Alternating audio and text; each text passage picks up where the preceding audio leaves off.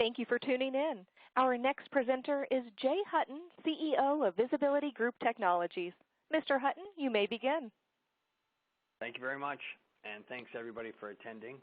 I'll go in about 15 minutes through the slide deck we have here, and then I'll open up the conversation at the end here to some questions. So I'm advancing now. I've got the disclaimer here. I'm sure no one has questions on that. I'm not even going to give you enough time to read it. There are 2 pages of disclaimer because the lawyers don't feel satisfied with one. But if you look at VSBLTY, the first thing you should know about the company is that we are a computer vision company. It's the same core technology, the same sort of rudimentary pieces that are part of, autonomous driving and computer vision for quality control in factories and that sort of thing. So we sit in that sort of broad umbrella of artificial intelligence. We use machine learning and what's called inference logic to teach computers, along with their complementary camera technology, to interpret, collate, correlate, and contextualize the things that they see.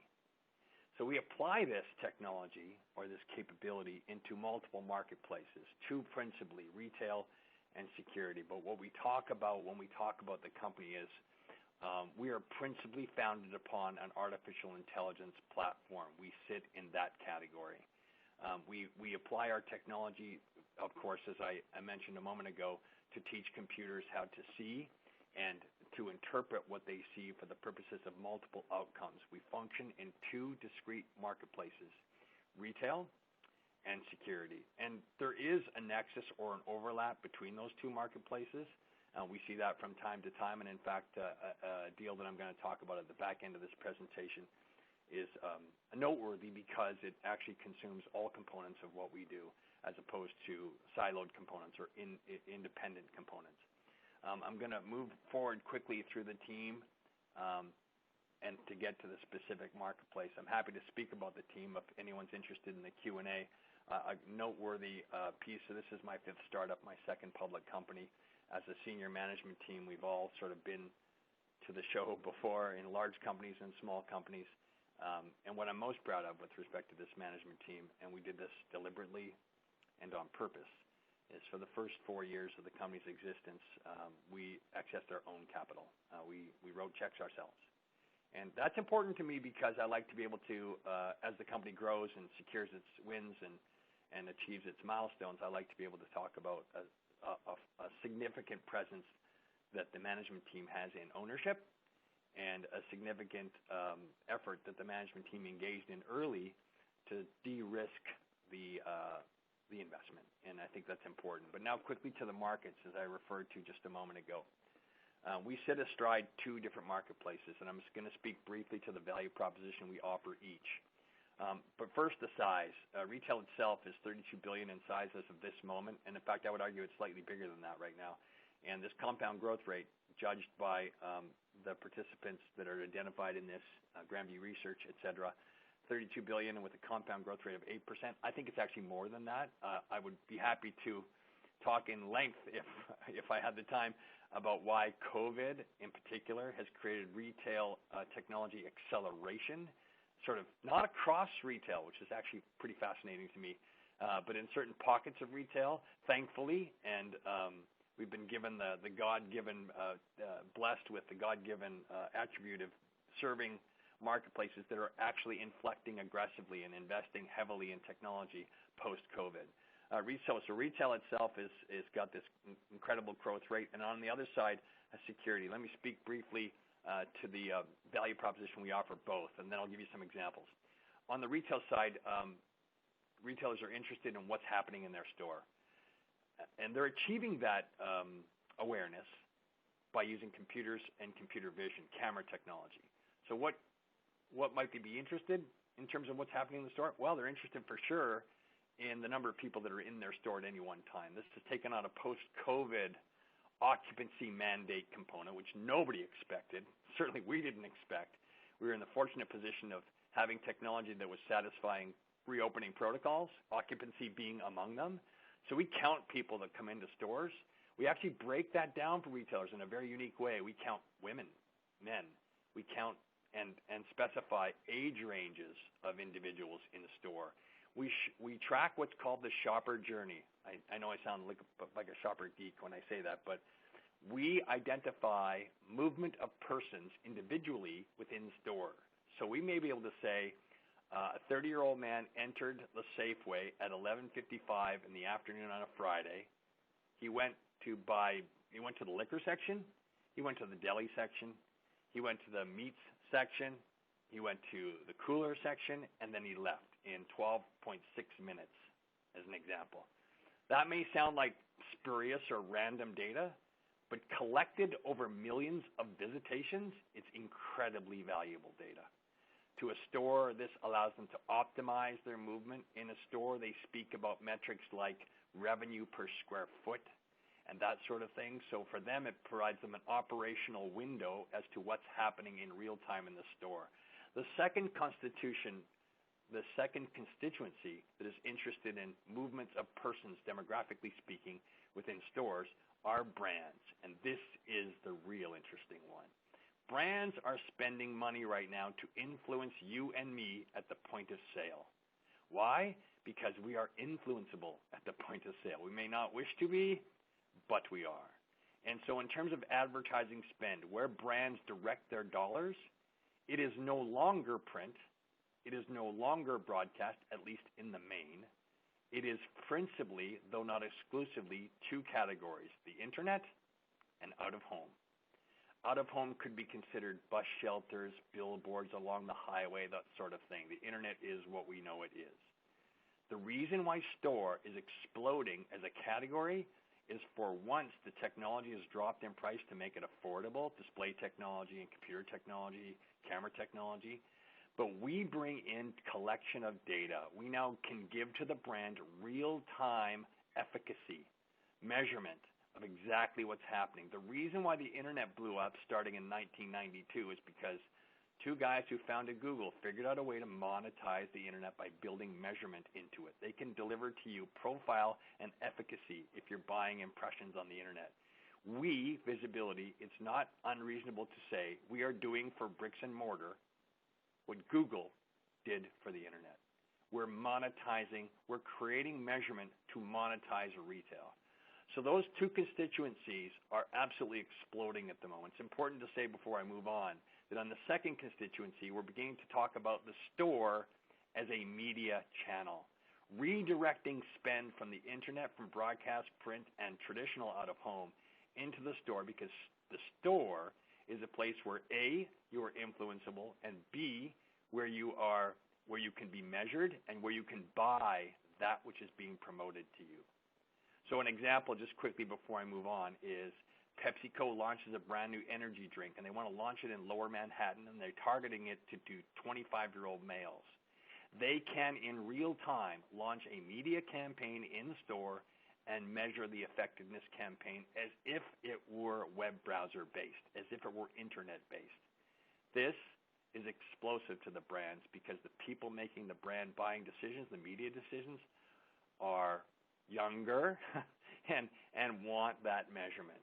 So it's a really interesting pivot point. To us, Visibility, we offer 3 discrete software modules which can work alone or together to develop and implement a store as media program, as an example. I'll also refer, as I mentioned, what this is, what the security components are. Data Captor is our brand name for the anonymous video analytics. We analyze video. Vision Captor is the software module that controls all the display components, that which is rendered on the display. And Visibility Vector is the whole suite of inference logic, computer vision, that looks for things like identifying persons of interest, a shoplifter in real time, or a weapon in real time, or a fire in real time, or a traffic accident, or a license plate. These are all incredibly valuable security inference logic. We call them algorithms in our business that can apply to different applications. So we have a discrete piece of business in retail that's funneled and fueled now by the explosive re-vectoring of spend with respect to internet and internet advertising. And the second piece of our business is security. I'm going to move quickly now to this slide. I'll skip this slide for those of you that have this in standalone mode just in terms of timing here. So it's important that when I talk about the company, I speak about our philosophy, which is not typical, I don't think. We did not come here to build a $30 to $50 million company. We could have, and some might say should have, but we didn't do that. Our objective is to build a $500 million to $1 billion market cap company, and we're doing that by identifying, targeting, and aggressively pursuing force multipliers. Our orientation, our go-to-market, if you will, is indirect. We sign up big companies that have reach, distribution, international presence, and we bring to them the agility, flexibility, and the innovation that only small companies, or frequently small companies, can deliver. They bring to us distribution, reach, and network. The biggest one on the left-hand side of this is Sensormatic, 185,000 discrete customers in 105 countries, the largest retail technology company in the world. They're a division of Johnson Controls, a multi-billion-dollar division of Johnson Controls. We signed a deal with them in September, and their private labeling, as I mentioned 2 slides ago, the 3 discrete software as a service modules that we deliver, they are now private labeling, and they've been dallying with us and training with us and doing all the knowledge transfer necessary. These big channels, they're mammoth, but they take a while to get their engine going. And COVID got in the way of that a little bit, but you'll see we saw revenue last quarter from them. You'll see enhanced revenue from them starting this quarter and going into next quarter. So that one's starting to generate the kind of bottom line we wanted to. I'm not going to talk about all of these, but I'll mention 2 more. UST Global is a large retail-focused Indian-based integrator, multi-billion-dollar company, which has the biggest customers are Walmart and Safeway as examples. So they see us as this ability to bring this agile and innovation to them, particularly around store as media, as I mentioned moments ago. And we are in multiple engagements with them right now, including brand new product innovation we're doing side by side with them. Above them, Energetica, which is the largest smart cities deployment of surveillance cameras in the Western Hemisphere. As far as I know, 40,000 cameras over 3 years. We're about 5,000 cameras and about 13 months into that program at the moment, and we expect to meet those objectives and potentially exceed those objectives as things are going pretty well there. COVID did delay things and certainly has delayed things, but when we get an opportunity to catch up, we catch up. And then the third one I want to mention on this slide is WestRock. We've been working with them aggressively and intimately working with them for 2 years. They're a very large company. They're an S&P component, New York Stock Exchange company. I think $17 billion in last year revenue. We are now integrated with them. A real quick story on them. They come from legacy business. They build standalone cardboard and corrugated aluminum display for retail, and they do this in the hundreds of millions of dollars. Their marketplace, think Coca-Cola, Procter & Gamble, Johnson & Johnson, Bayer, Mars, all those companies are coming to them, WestRock, and say, we love what you do, we love what you've done, but we want to start integrating digital into display and retail. We are their only digital partner. So everything that they do in the digital domain is done with us. This is a meteoric opportunity for us. We've already done revenue. One of our biggest deals in 2020 was with WestRock, a deployment we've done with CVS, which is now expanding in 2021. And we see them to be a very strategic customer of ours. Moving forward very quickly, I'm going to speak about the biggest deal we've done in the company's history. To be perfectly transparent, it is that letter of intent. We signed that in early December. It's with Anheuser-Busch. Very quick story on why Anheuser-Busch is the perfect customer of ours. They are both a brand and a retailer. And this is a unicorn. It's not very common. Either you are one or the other. They are 550 discrete liquor brands, mostly in the beer category. Well, there's some beverage as well, non-alcoholic. But they're also a retailer. They happen to own the second largest convenience store operation in all of Mexico. In addition to Modelorama, in addition to that, they function as a integrated buying and supply chain group for an additional 90,000 stores in Central and South America. The deal we've done is to build the largest convenience store digital network, which satisfies three principal components. Visual display, creating an advertising revenue model for convenience store. Data analytics, doing consumer measurement and engagement. And thirdly, security. Why is that third one there? Well, if you're an independent businessman that runs a small convenience store in Mexico, you will be robbed. It's not if, it's when.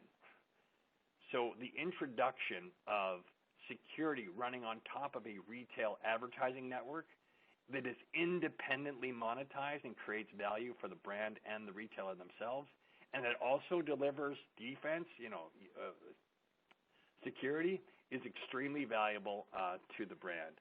So this deal, as I've made the comment before that I've been around a while, and I've never seen a big multi-billion-dollar brand move at the speed that these guys are moving.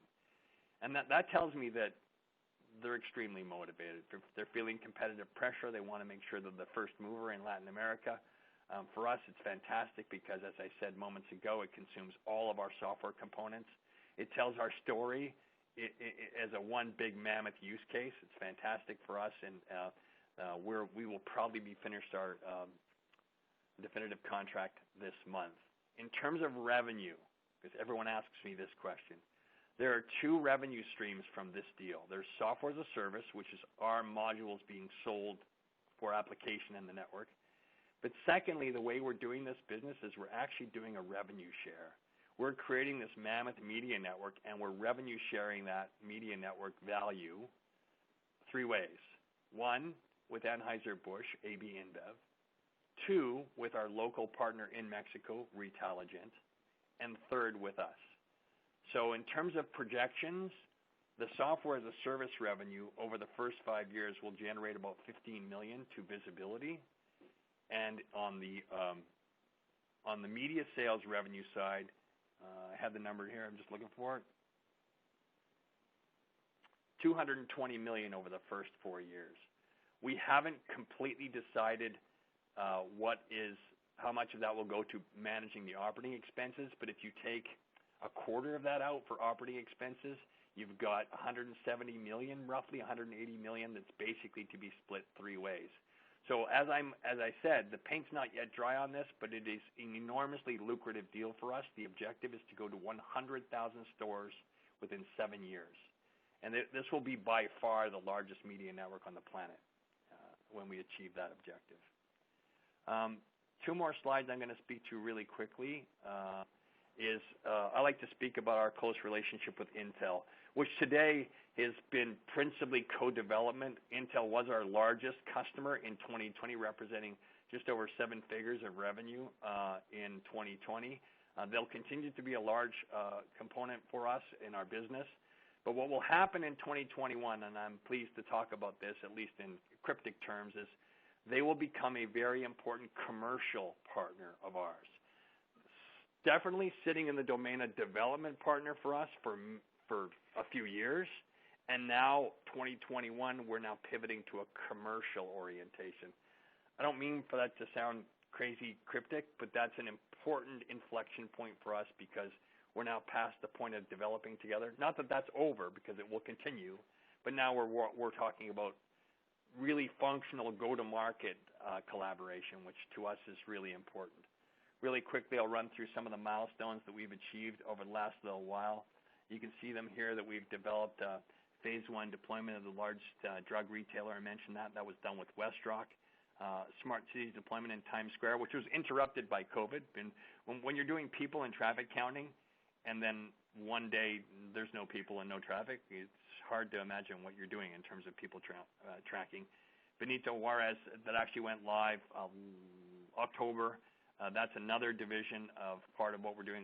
This is done collaboratively with Intel. It's the first deployment we did in Mexico collaboratively with Intel. Very excited about that. The most important thing on this is the stuff we're doing with AB InBev in Latin America, which of course will have enormous impact on our business strategically and financially as well. I was just trying to take the moments I had between meetings this morning to update this slide because it's changing all the time. These are the share metrics of the company. I'll update them here on the fly if you don't mind. We're sitting today at Canadian Stock Exchange at about 90 cents a share, which imputes our market value to be in the neighborhood of 140 million.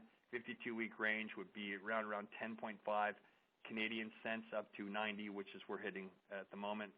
Basic shares outstanding are about 145 to 146. Warrants are sitting in the neighborhood of 45 million.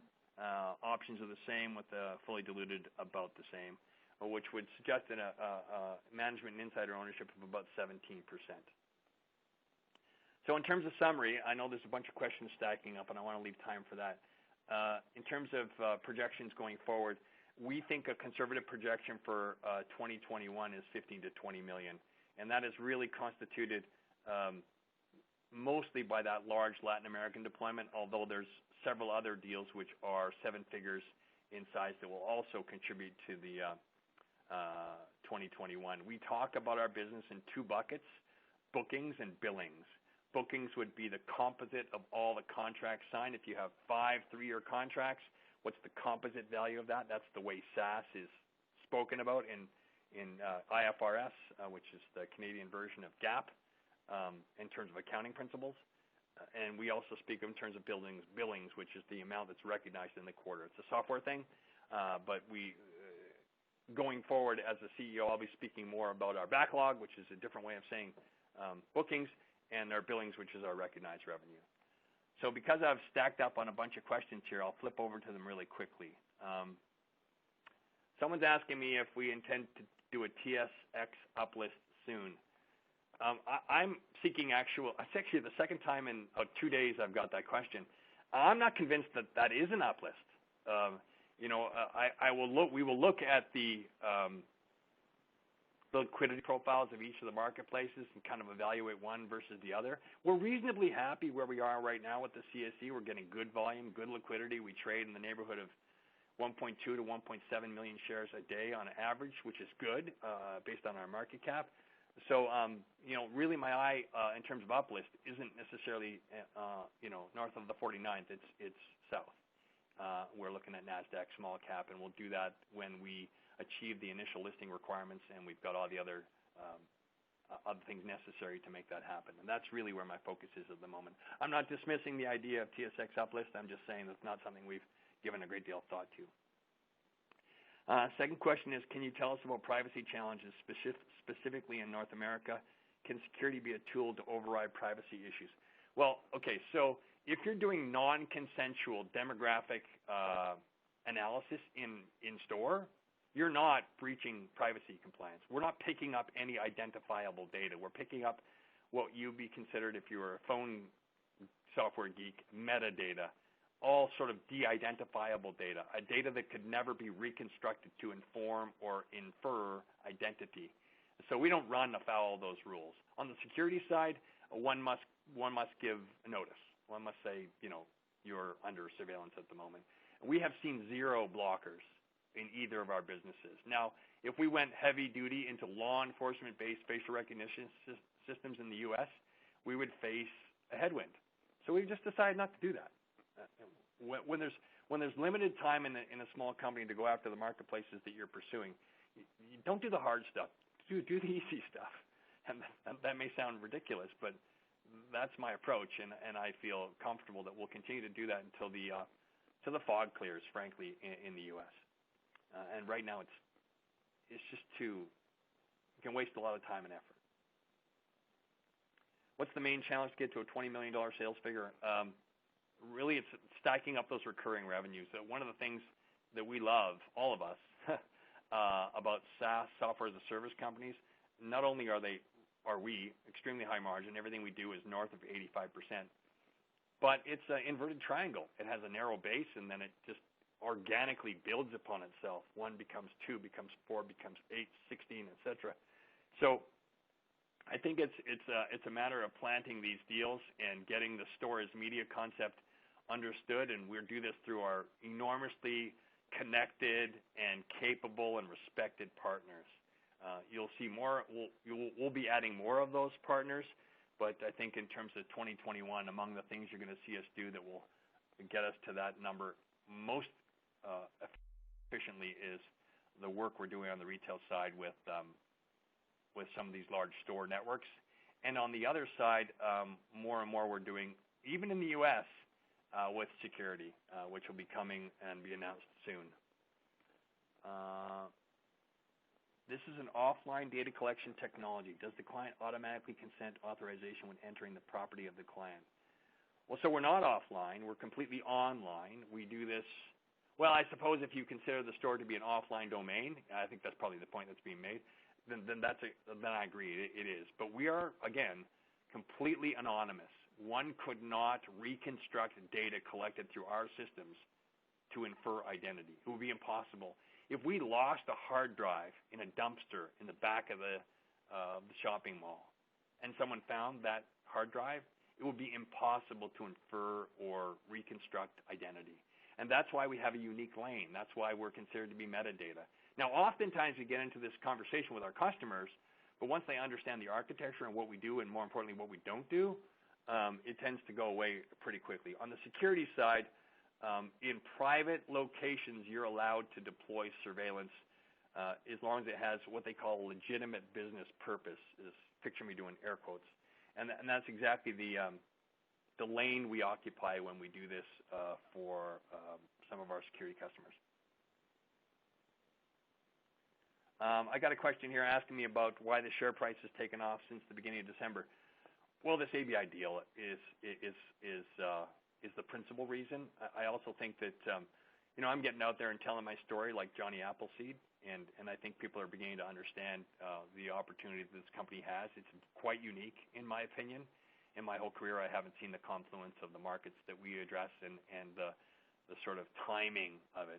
So much of it has to do with timing, and we've been blessed, I think, by post-COVID retail technology adoptions are just off the charts, explosive at the moment. But I think principally we're beginning to be discovered, not only in the capital markets as reflected in our stock price, but we're really getting a lot of attention in the trade, getting calls from people we don't normally get, like very, very large international agencies that want to do some things with us. So there's a really exciting horizon for us. What are the 1 to 2 things investors should look for in 2021? I'm excited about the deployments we're planning in Latin America. We are underway this month, believe it or not. Yes, I said that prior to us signing our definitive agreement. That's perhaps risky. I don't feel it's risky because I'm really close to the contract negotiations and the cadence of it, but we're deploying now just because we have this desire to get to 1,500 stores by the end of Q1 and 10,000 stores by the end of the year. So that's an aggressive cadence, and you got to get going to get that done. So I think that's number one. Number two, our security business will continue to be enhanced, most notably some of the commercial link-ups we're going to be doing with our long-standing supplier developer cooperative strategy relationships, sort of said an awkward way, and we'll do more of that commercially. And then I think thirdly, we're going to be doing a bunch in the U.S. in the critical infrastructure area with our security products. So that because we'll be securing facilities and infrastructure, that takes me out of the concern with respect to facial recognition, which of course is everywhere in the U.S. I think it's slightly overblown in my opinion, but we're not going to be in that headwind, if you know what I mean by that. What about the privacy of the recognized persons? Do they know that they're being observed and evaluated, and do they have to accept that? What if they don't want that and go to other stores where that doesn't happen? Well, only in the state of Illinois and Texas is consent from shoppers required.